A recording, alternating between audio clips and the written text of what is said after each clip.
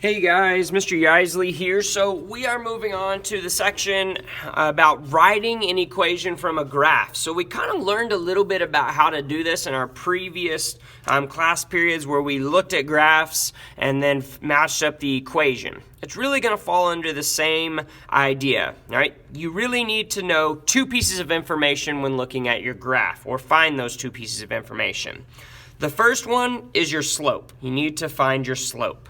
Right? The second one, right, is you need to find your y-intercept. And I would actually reverse those if I were to be honest. I like to find the y-intercept first and then the slope second. But you can find them in either order. You need both of them to be able to write the equation of the graph. Now the great thing is we know that equations of graphs are written in slope-intercept form, which is y equals mx plus b. So what we do know is that this y and this x are never going to change, right? They're going to stay like that. We're really just inputting information for m and b. So if you go down just a step there, we've got a template set up for you right here, which says y equals blank x plus or minus blank. Right? So really what we're doing is we're filling in the information that we need to, reminding ourselves that the first blank is slope. All right, so whatever slope is. The second blank is the y-intercept, right, or the y-coordinate, specifically the y-intercept. And then we need to choose if it's a positive y-intercept y-coordinate, then it's going to be a plus. If it's a negative y-intercept coordinate, then we need to use the minus. But really, we're just plugging that information in to this template. So let's go in and let's look at some examples. We've got 4 examples we're going to go through. The first 2 are regular examples. They're going to work exactly as they should with this template. The final 2 are kind of some special cases which we'll talk through as well. So example A, they've given us this graph right here. We need to write the equation of the graph. Right? So first thing I want to do, I want to find my y-intercept. I like to start with that. So I go to the origin. I know that the x-coordinate is 0, so don't move left or right, but either move up or down based on where I see it intersecting the line. Well, I see it the line intersecting the y-axis above the x-axis, so I'm going to go up 1, 2, 3, 4, 5. And upwards is positive, so my y-intercept is 0, 5. Then I need to find my slope. Now remember we talked about the recommended point to start with is always going to be the farthest left one, right? But you could start really at any of them. We kind of discourage starting at the right one because that can get confusing, but any of them really will work to find your slope. But we've been talking about slope as rise and fall over move to the right. So if we start on the left, that's going to ensure we always move to the right, which are positive numbers. And then if we have to rise, we're going to have a positive number on top. If we have to fall, we're going to have a negative number on top. And that's what we've been talking about through the class. So I'm going to start at the farthest left point, which is all the way down here. And I'm either going to rise or fall to move to the even with the next right point that I see. Well, in order to do that, I need to rise. So how many am I rising? I'm rising 1, 2, 3. And rise is positive, so positive 3. And then I need to move to the right until I'm on that point. Well, I need to move 1 to the right, and right movements are positive.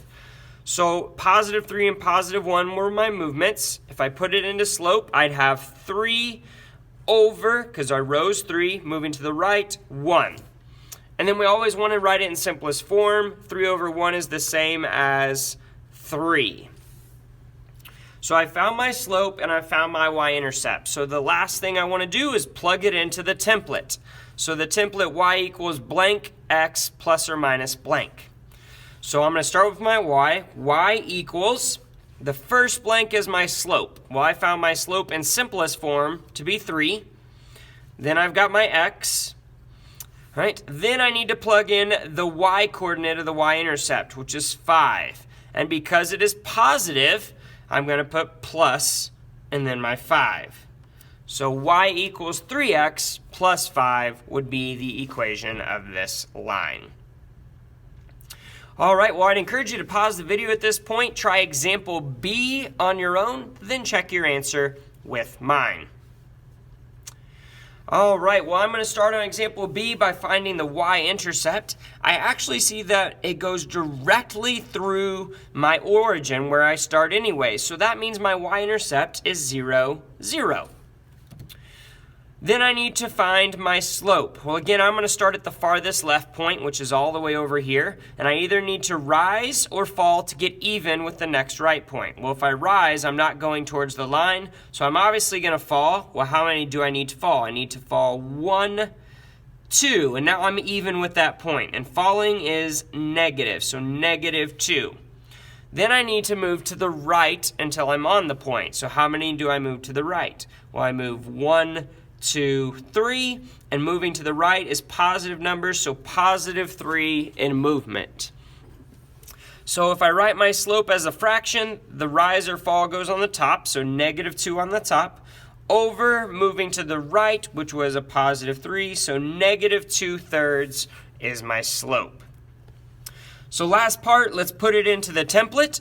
So we've got y equals my slope, which is negative 2/3, times the x stays the same, and then plus or minus my y-coordinate of my y-intercept, which is 0. So 0 isn't positive or negative, so I'm just going to put plus 0. Now anytime we deal with adding 0, couldn't see that. So there we go. Anytime we deal with adding 0, we know that adding 0 doesn't change anything. So really, this is not necessary. So my simplest form of my equation of this line is y equals negative 2/3 x. All right, well, hopefully you got that correct. Go ahead and flip your paper over, and we're going to pick up at example C here. All right, and these are some of the special ones that work a little bit different. Now, example C is not way different than what we've been doing. We just have to do a little bit of simplification at the end. So most of you have probably noticed on this, all right, this is a completely horizontal line, and there's a couple things we need to remember with that. All right, horizontal lines do have y-intercepts. So let's start by finding that y-intercept. So from the origin, I'm not going to move left or right, and the line's downward, so I'm going to move down 1, 2, 3, 4, 5, 6, 7, 8. And downward movement is negative. So my y-intercept of this line is 0, negative 8. Now the other thing we need to remember about these lines is that they are completely horizontal and they are flat. And as we've talked about, flat lines have a 0 slope, right? There's no slope to that line, much like we talked about the heart monitors. When you have a flat line, you have a 0 heartbeat. Same idea, flat line, 0 slope.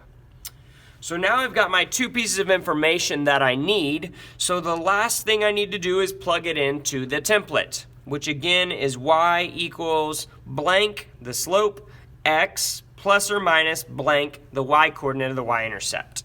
So let's plug that in. So I'm going to have y equals, my first blank again is my slope, which is 0, times x, and then plus or minus my y-coordinate. Well, my y-coordinate of my y-intercept is negative, so I'm going to have minus 8. Now, this follows the same template, but remember, anytime you multiply something by 0, it becomes 0. So really, this all just goes away. So when I simplify this all the way down, I should end up with an equation of y equals negative 8. And you may be saying to yourself, well, how am I supposed to know that the x goes away? Well, again, remember, 0, all right, multiplied by x, it really doesn't matter what number x is, it's going to become 0. And so that goes away, and all we're actually left with is the number, the y-coordinate of the y-intercept, which if you really think about it, makes sense. Because no matter where you go on this flat line right here, right, the y-coordinate of that order pair, whether I'm right here, is going to be negative 8. That is the point 1, 2, 3, 4, 5, and then down 8. So that is the point 5, negative 8. We found our y-intercept to be 0, negative 8, and the other point over here is actually negative 8, negative 8. So the thing that they have in common on all of them is the y coordinate of the ordered pairs. They're all -8. So when we have these flat lines, our x goes away, and all we're left with is the y coordinate of the y-intercept, and we just simply say y equals that number, which in this case was -8. All right, so example D. Now this one is significantly different than the other three, all right? And the reason it's significantly different is the type of line that it is.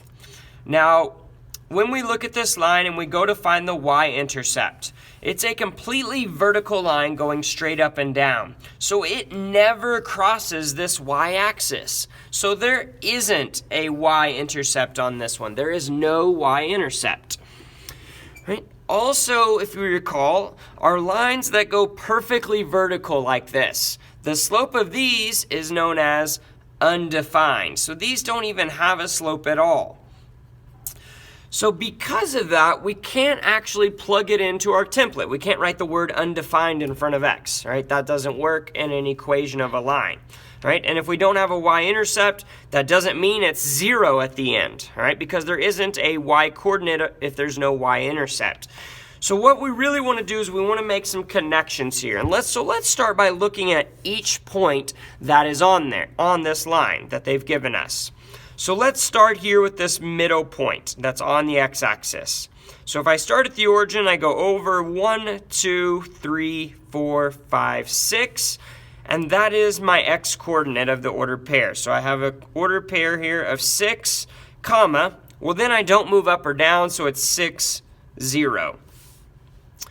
So then let's find another point. So again, this point right here, I know the x-coordinate is 6, right? But how many did I go up? I went up 1, 2, 3, 4. So 6, 4 is the ordered pair of that. 'Cause from the origin, I'd go 6 right and then up 4. Right? The ordered pair of this one, again, I'd go 6 right. So my x-coordinate is 6. And then down 1, 2, 3, 4, 5, 6, 7. And down is negative. So 6, -7 is the ordered pair of that one.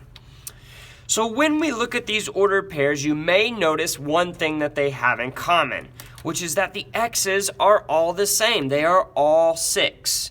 And really, that's the only thing we know about this line. No matter where we go on this line, the x is going to be equal to 6. And that's how you find the equation. The equation of these undefined lines that have the weird slope that don't have a y-intercept is simply what x is on all of them. And x is equal to 6 in this line. So whatever the x-coordinate is of these perfectly vertical lines, that's going to be your equation. X equals that number. So x equals 6. All right, well, I'd encourage you to put a big old star or something next to this one just to remind yourself you will have one of these on your assignment. So when you're going through and doing your assignment, make sure, pay attention to what kind of lines they are. All right, well, that's all we have for this lesson. If you have any additional questions, please let me know.